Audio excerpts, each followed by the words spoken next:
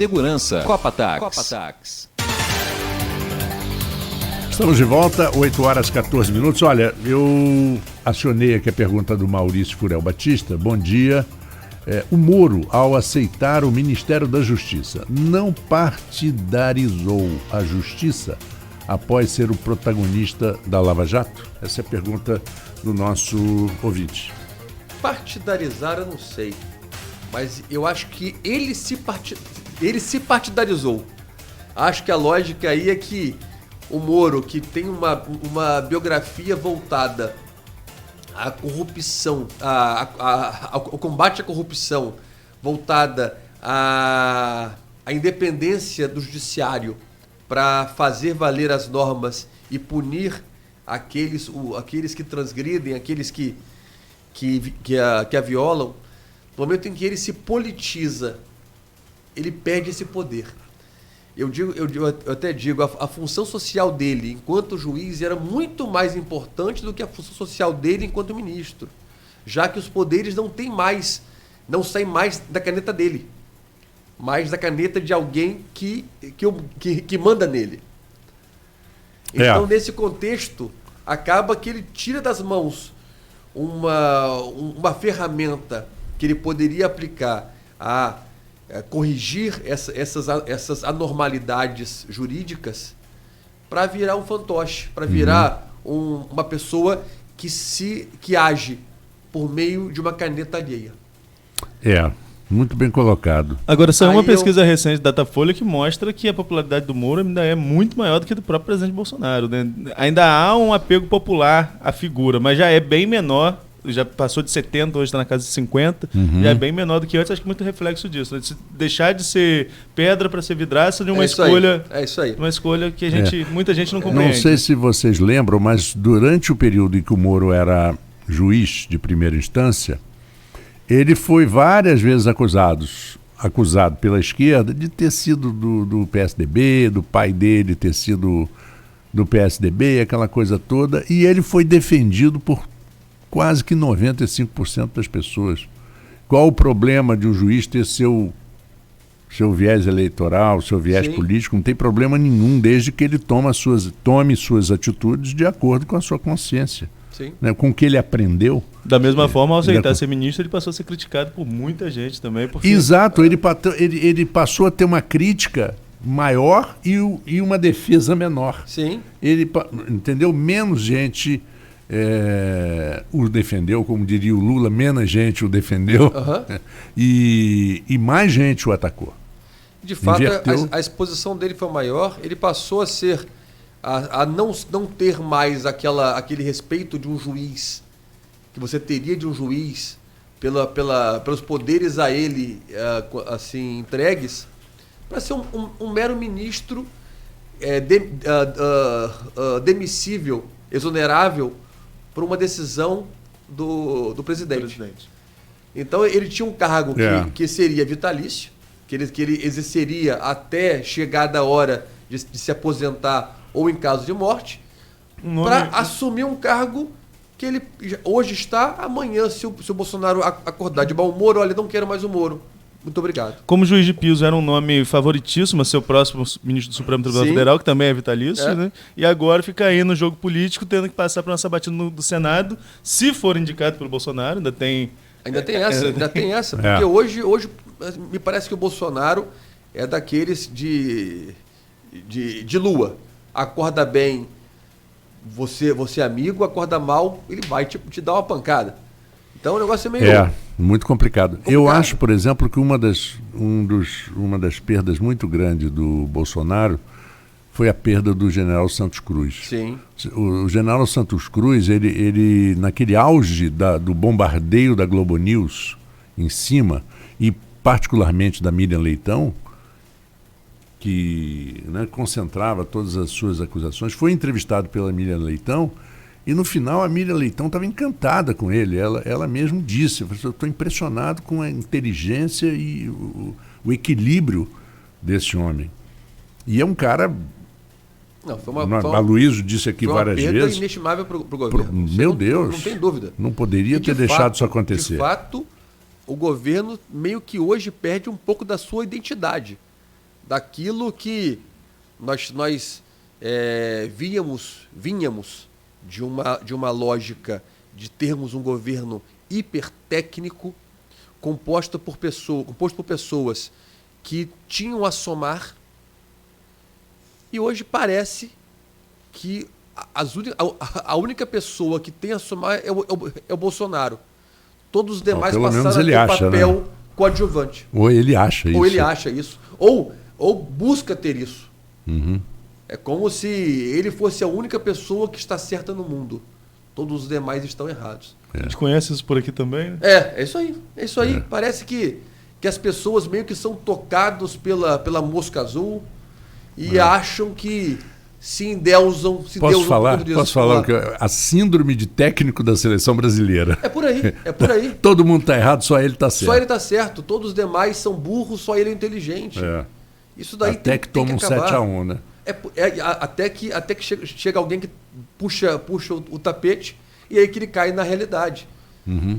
Então, no caso, voltando aqui, o Moro, ele era, vamos pensar assim, um juiz de primeira instância referência no Brasil. Quer dizer, como se fosse um ator principal da Record, vamos dizer assim, da Record, do SBT, e é chamado para poder fazer, para poder compor elenco da Globo. Ele lá, que ele tinha uma posição de estrela, tratamento como estrela, e aceitou vir para algo maior, para uma posição secundária. Sim. Então eu fico e às vezes fica na geladeira. E fica na geladeira. É verdade. A Globo faz isso. Hoje ele pode até ter alguma posição de destaque, mas a exposição que isso causa a ele e o desgaste, a insegurança que isso gera, eu não sei se valeu a pena. Só para corroborar, a Globo durante 10 anos ela tinha os direitos de transmissão de Wimbledon, torneio de tênis, e não passava.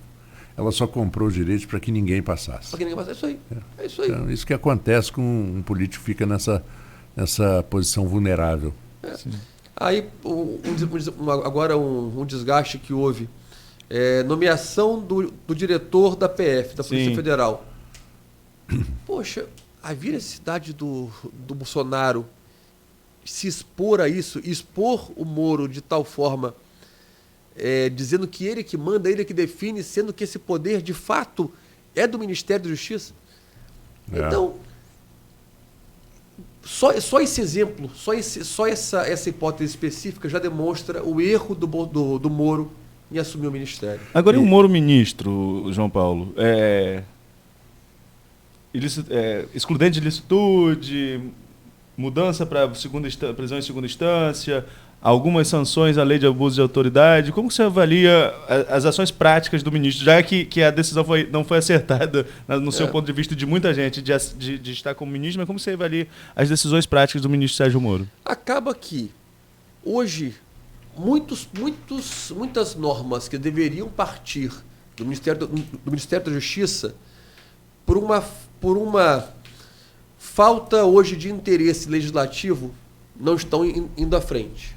Por exemplo, esse pacote anticorrupção, que muito se alardeou, que seria a solução. Ele hoje é quase que relegado a segundo plano, já que nós temos a Previdência como interesse principal. Uhum. Aí nós temos agora a lei de abuso de autoridade, que foi contra a opinião do Moro, mas o Moro não manda nada. Nós temos reformas políticas, eleitoral e outras tantas que tem que passar. Tributária. Então, meio que o Moro ficou relegado a uma posição de ficar com o pires na mão lá. Por favor, faça cumprir aquilo que eu vim aqui fazer, me dê essa autonomia. E ele hoje não tem. Nós viemos de um Bolsonaro com um discurso de independência, de combate à corrupção, mas nós temos um presidente hoje eleito que faz a vontade do Congresso. E aí, acho que a missão inicial do Bolsonaro e do seu staff era quando eles assumiram, ele virou, opa, não é bem assim não. Não vai caminhar. Não é bem assim com todo mundo, não, João Paulo? O discurso de campanha é muito bonito, mas quando chega na prática o negócio é um pouquinho diferente. Como também foi Rafael. É. O discurso inicial lindo, mas quando de fato sentou na cadeira, opa, vamos ver como iremos fazer. Não é bem assim. De fato. Porque com dinheiro você faz o que você quer, né? Não, também tem isso. Inclusive não ser corrupto. Mas com dinheiro é mais fácil não ser corrupto. Claro, concordo. Porque você faz governo muito bom, investe nos pontos. Concorda, Arnaldo? Investe nos pontos vitais da cidade. Sim. E você tem um reconhecimento da população. Não, e o detalhe também, falando em corrupção com dinheiro, aí nós vimos que a família Bolsonaro não é tão lídima, não é tão correta como se defendia. Temos aí o Flávio Bolsonaro complicado, com acusações da chamada assim rachadinha. Do Queiroz. Nós temos o Queiroz depositando dinheiro da conta da esposa, a família da esposa problemas com a justiça. De fato, as pessoas se perdem no discurso. E esse é o problema hoje do país. Os partidos, os políticos se perdem no discurso. É muito bonitinho de se ouvir, mas difícil de pôr na prática. E esse chamado filhotismo, eu ouvi essa expressão acho que foi o Otávio Guedes na Globo News, chamando de filhotismo, que é essa indicação do Eduardo Bolsonaro para a Embaixada de Washington. O que você acha dessa postura do presidente? Vamos lá. Em tese, se a gente for pensar numa análise lógica, nós temos que primeiro escalão ou cargos políticos, eu posso nomear sim parentes. Sim. Nós temos a súmula 13 do STF que veda o nepotismo. Então, lá diz que não se pode nomear para cargos subordinados pessoas de seu parentesco. Porém, há uma interpretação que isso não se aplicaria a cargos políticos. Então, por exemplo, Garotinho. Garotinho foi secretário de governo da sua esposa. Sim. Secretário de Segurança. De Segurança também no Estado. Nós temos aqui inúmeros prefeitos, inúmeros governadores, inúmeros políticos que nomeiam seus parentes para cargos estratégicos, para cargos políticos. Por que não fazer também o Bolsonaro? A princípio, não teria nenhum problema. Mas aí não esbarra muito no discurso da campanha? Sim, de ser o diferente. É porque nem tudo que é legal é moral, nem tudo que é moral é legal. Então, isso daí é aquela velha máxima. Quem define a moralidade é quem? A opinião pública ou a lei? Né? Quem define o que é moral, o que é legal, é a lei ou a opinião pública? Então, essa que esse problema que hoje nós nos perdemos. O discurso é muito bonito, mas colocar em prática... A mesma coisa, João Paulo, de você querer que um Congresso, 500 e quantos? Deputados são 513. 513 deputados, 513 deputados. No Brasil, com o histórico dos deputados que nós temos há anos e anos e anos, inclusive, tem gente até que já... por mais velho que seja, não viu o que já aconteceu no passado. Eu, por exemplo, não sei o que aconteceu nos anos 50, nos anos 40, não tenho a menor ideia. Até nos anos 60 eu não entendia. Sim. Mas esperar que os deputados votem leis que moralizem os políticos, o sistema político... Esperar isso... Moralidade... acreditar em Papai Noel, né? Cá entre nós, né? Vamos acabar com a aposentadoria do político, porque não existe aposentadoria de político. Sim. Isso não é um emprego. Não deveria ser, né? Não deveria ser um emprego. Não deveria ser um meio de vida exato. Como profissional. Como o país paga pouco e você tem que provar que você tem como se subsistir sem partir para a corrupção. Sim. Né? De fato... Gente... não vai acabar nunca, eles vão continuar se aposentando depois de 2 mandatos, com 8 anos, e vai ficar aí, as pessoas ficam revoltadas. Sim. Poxa, eu trabalhei 40 anos, ganho R$2.000, esse danado... Essas assim, discrepâncias é que de fato revoltam. Criam E aí você fica pensando, poxa, será que a culpa é do trabalhador pela quebra da Previdência? Será que a culpa é do pequeno? É óbvio que não. Do rombo existente nas contas públicas? E aí você fica, na verdade, vendo que é uma estrutura toda voltada a sugar. Uhum. Então nós temos aqueles poucos no Congresso com cargos que podem ser nomeados por vontade dele, com salários astronômicos, que praticamente se perpetuam. E que a tal da rachadinha acontece quase com todos. Todos, é verdade. Eu acho que não deve ter um local no Brasil que o negócio do Flávio Bolsonaro, ele é apenas mais um. É isso aí. Mais um. É apenas um pontinho dentro de um oceano, né? É a pessoa que hoje, em tese, estaria na vitrine e precisa servir de exemplo para os demais. Isso. E aí sabemos que coibir tudo é impossível.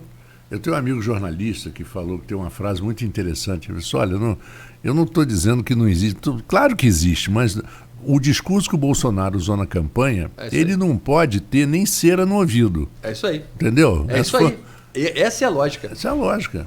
Ele não poderia ter nem cera no ouvido. Ele deveria, quer dizer, em tese, deveríamos fazer valer o discurso em relação com a prática, né? Deveria ele servir de exemplo para que aquilo que ele preconizou jamais virasse contra ele. Uhum. E vemos que talvez não exista pessoa assim. Não existe o ser humano que seja Como diz a Luísa Abreu Barbosa, ninguém resiste a um BBB. Pode ser. Big Brother. Verdade. Todo mundo tem alguma história para guardar. Eu vou voltar um pouquinho a um assunto do bloco anterior, João Paulo, para depois a gente falar um pouquinho de política local também. A gente falou sobre justiça eleitoral aqui, sobre penas, sanções, inelegibilidade. Mas aqui, por exemplo, a gente tem aqui em São João da Barra um caso, acho que você chegou a atuar até como advogado, não sei se ainda está, da Operação Machadada, você chegou a defender alguém? Não cheguei não. Eu só tenho a noção de... Por exemplo, então, são quase 8 anos do crime eleitoral, da acusação de crime eleitoral. A pena acaba no ano que vem e não houve sanção ainda aos réus. Inclusive, um réu que foi o ex-prefeito Neco cumpriu seu mandato, a outra ré, a prefeita Carla Machado, está cumprindo o mandato também. Se caso for condenado, não vai poder concorrer à reeleição. Porque conta 8 anos de inelegibilidade. Mas não há assim, uma sensação de impunidade em casos como esse da Justiça Eleitoral? A Justiça Eleitoral, essa jabuticaba, né, que é a Justiça Eleitoral, não é mais um... Como eu posso dizer? Não dá uma sensação de segurança ainda maior para essa morosidade da Justiça? De fato, isso aí gera essas assim, distorções da pessoa acabar demorando tanto para poder cumprir uma pena... Talvez não ser condenado, no caso. Para que acaba que se extingue o mandato e não chega essa hora. Ou prescreve, ou tamanhos são os recursos que a pessoa fica a vida inteira no cargo, morre com ela o processo. Então, de fato, isso daí é que leva a distorções como, por exemplo, o Sérgio Moro, de ter uma postura mais contra a legem, mas buscando dar efetividade à norma. E aí, em tese, essas novas normas que o Moro gostaria de impor, as mudanças no Código Penal, as mudanças no CPP, que ele está propondo, que seria esse pacote anticorrupção, não há atrativo do Congresso ainda em sancioná-lo. Então, a proposta do Moro seria, por exemplo, não mais prescreverem os crimes. Nós darmos mais efetividade às normas, nós diminuirmos o número de recursos. Então são todas medidas que, de fato, iriam ao encontro disso que você está dizendo, de darmos mais efetividade à justiça e tirarmos um pouco dessa insegurança que gera, do senso comum de que ninguém vai preso, a não ser aquele que rouba a galinha, a não ser aqueles furtos e crimes cometidos por pobres, né? Então, infelizmente, nós temos hoje uma justiça e normas que a regem, meio que voltadas a permitir que isso ocorra. Essa morosidade, essa chamada morosidade da justiça, na sua opinião, ela tem origem em quê? Faltam juízes? Falta melhor estrutura no judiciário? O que leva a essa chamada morosidade da justiça? Ou até mesmo pelas regras possibilitarem muitos recursos? O que levaria a essa questão? É porque existe aí uma série de fatores. Não apenas a falta de estrutura, já que temos poucos juízes em exercício, com um volume imenso de processos para serem julgados. Então acaba que o volume de serviço, em comparação à pequena estrutura que nós temos de julgamento, é que impede que o juiz, em tempo real, julgue todos os processos. Somado a isso, nós temos uma lei que é hipergarantista.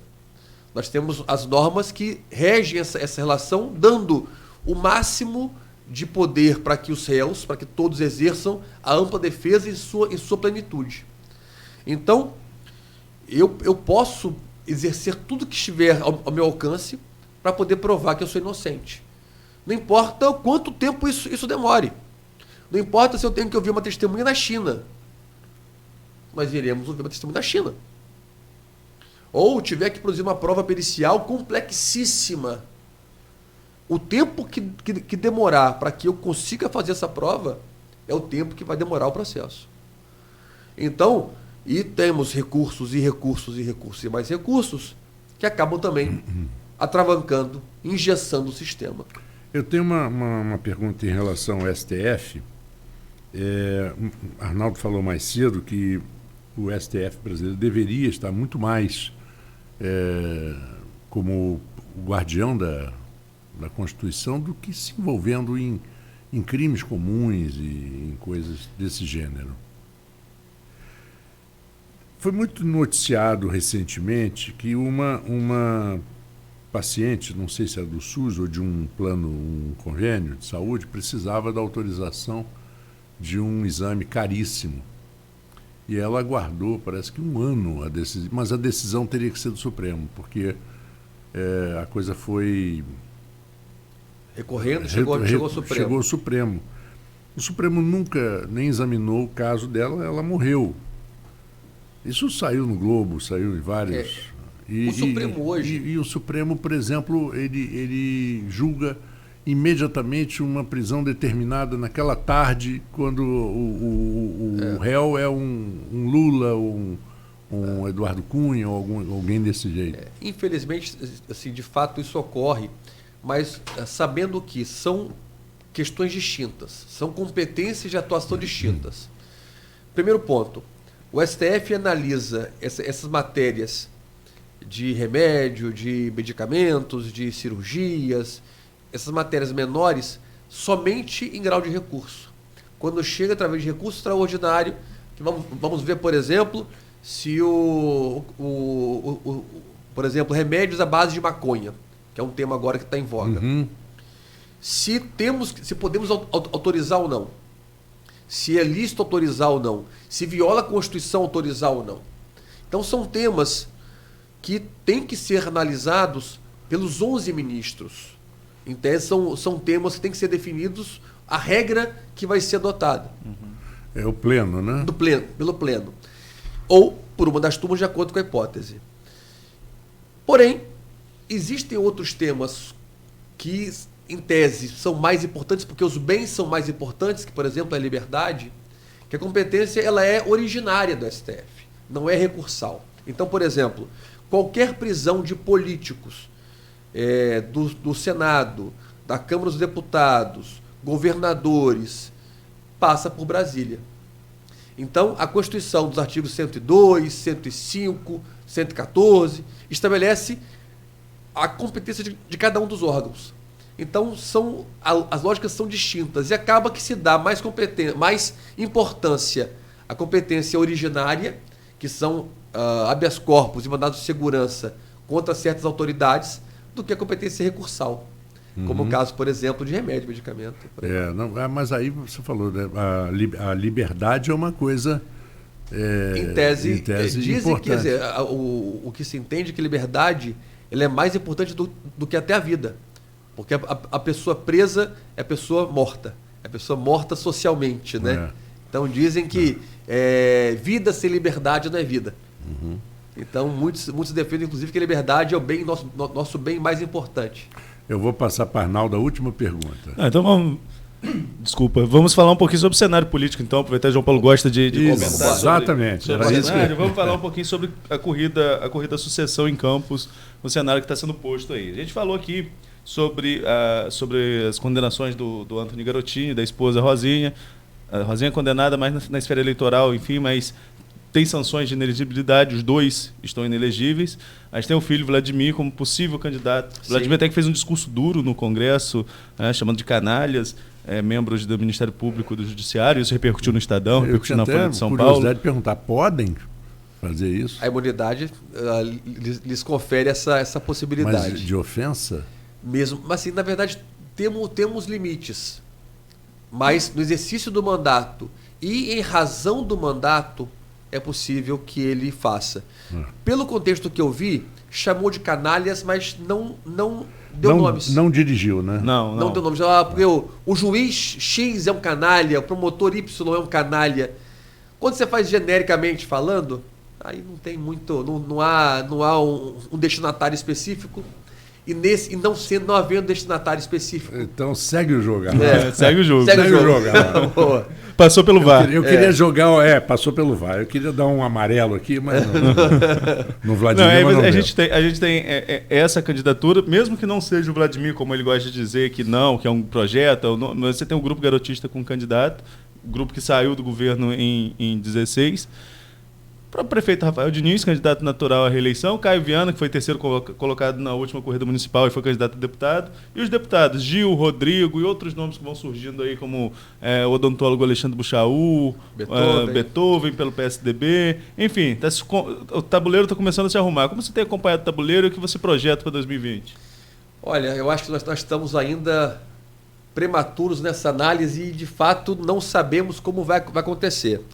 Nós temos um governo do Rafael desgastado, nós temos o Vladimir desgastado pelo sobrenome, nós temos Caio, talvez com alguma chance por conta da novidade, mas com desgaste também por conta do sobrenome, por conta também da distância que hoje existe dos pais para a política e de tudo. E eu achei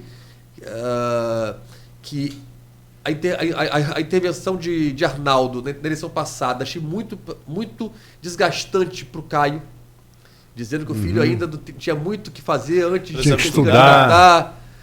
Acho que ainda temos um cenário totalmente aberto. Acho que nosso município ainda ele vai se preparar com o clima eleitoral e ainda vai ter condição de melhor definir. Acho que ainda é um pouco cedo e eu vejo hoje uma eleição aberta. Acho que não temos ainda favoritos, obviamente que a máquina pesa e uma gestão bem feita a partir de agora talvez dê alguns pontos a Rafael. Acho que tem ido para um desgaste grande com os médicos, acho que são pontos que ele deveria agir de imediato e já pensando no ano que vem. Acho que em relação a Vladimir, esse foco que ele está dando e essas prisões, esses fatos relativos à família dele, talvez pesem contra. Eu acho que nesse contexto talvez Caio esteja levando uma vantagem, já que ele ainda é só pedra, não é ainda assim vidraça. Obviamente que o sobrenome dele, Arnaldo e Wilson, vão sempre vir à tona, são temas que serão recorrentes, e talvez aí abra brecha para alguém novo. Nós estamos sim abertos, a população hoje está aberta, talvez a uma quarta via, talvez uma quarta força que possa surgir disso tudo. Já ouvi que o Licínio do Superbom talvez viesse. Não, o Joilson. Joilson, perdão, do Superbom viesse. O Joilson retirou. Tem o Retirou. Mérida. Marcelo Mérida, que é um nome de peso. O Beethoven, que também surge aí como uma, é um grande uma nome. liderança, um grande nome, em altura, Em altura nem sem mas dúvida é nenhuma. E vemos pessoas aí que ainda conseguem se inserir nesse tabuleiro. Não sabemos se como peão, se como rei, se como rainha, se como bispo. Qual que vai ser a posição, se ele vai ser estratégico como vice, ou estratégico como prefeito. Acho que ainda temos muito ainda a caminhar. Acho que pode surgir um outside, como foi o caso do Whitson no Rio de Janeiro. Acho que há a possibilidade da população campista nisso.